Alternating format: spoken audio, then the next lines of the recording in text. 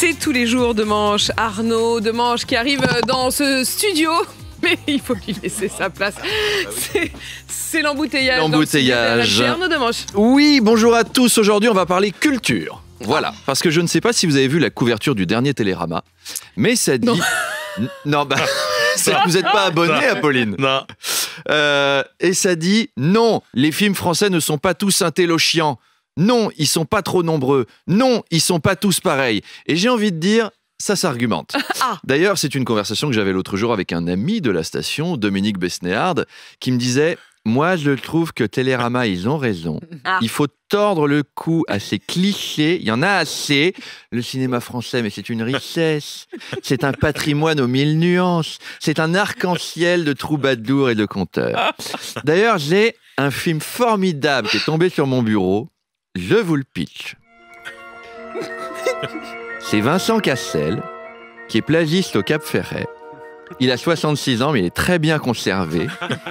Et il vend des licornes gonflables en slip de bain, claquettes, lunettes de soleil.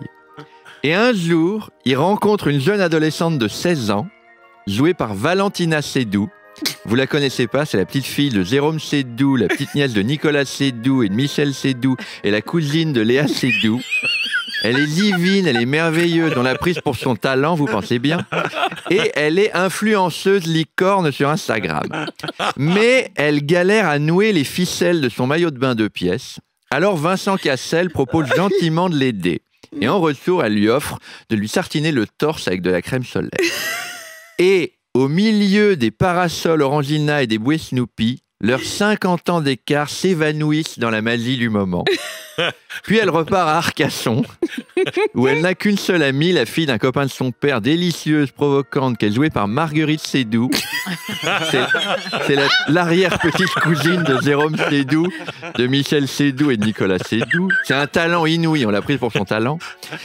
Le papa, c'est Gilles Lelouch, qui est en vacances avec sa bande de potes, et il est attiré par la fille de Gérard Darmon, qui elle est attirée par Jean Dujardin, qui lui est attiré par Guillaume Canet, qui est amoureux de la femme de Vincent Cassel, qui elle fantasme sur un vendeur d'huîtres interprété par Bernard Ménez dans un total contre-emploi.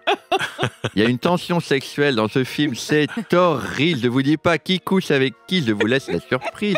Mais si vous aimez les plans de gens qui se regardent en se mettant un doigt dans la bouche, en chuchotant « Qu'est-ce qui nous arrive ?» Eh ben, vous allez être servi. C'est chaud, chaud, chaud, chaud, chaud. On dirait un biopic de Charles Magnin. Ça s'appelle Les Petits Sopalins. Et en plein hiver, ça fait du bien un peu de chaleur. Voilà, on tord le cou au cliché quand même.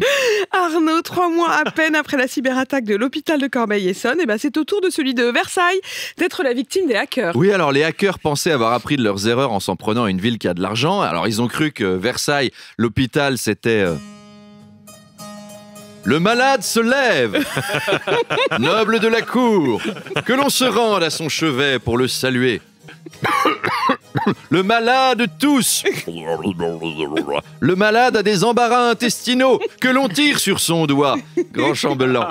Mais ils ont rêvé, les mecs, ils s'en prennent à l'hôpital public. J'en viens de Versailles, hein. Je connais l'hôpital public. C'est là où nos pauvres se font soigner par des gens encore plus pauvres. Braquer des banques à Versailles, voilà. Là, il y a du fric à se faire. Faites des vides-greniers. Là, non, l'hôpital, vous allez juste tomber sur les dossiers du col du fémur de Jacqueline de Villaudon. Ça ne vaut pas le coup.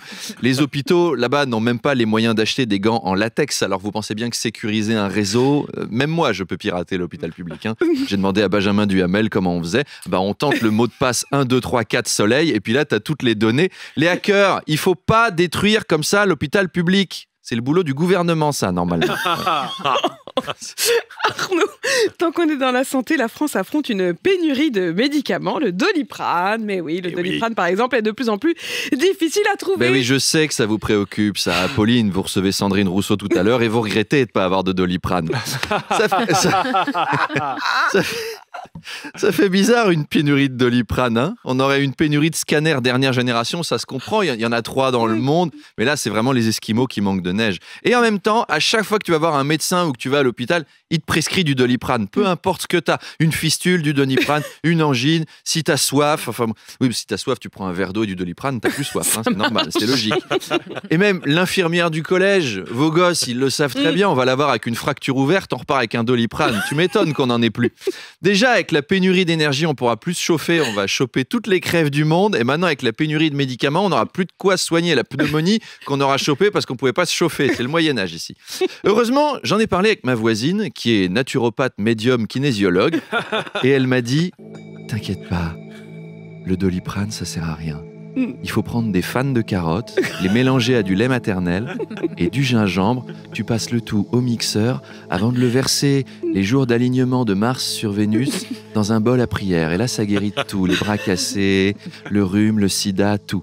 Voilà, je vous donne le truc, Apolline, hein, si vous voulez vous faire une petite décoction avant votre interview. Hein. En plus, c'est du 100% vegan, c'est garanti. Manu m'a confirmé, hein, Emmanuel Le Chypre, il s'y connaît en végétarisme, mine de rien. Allez, à demain.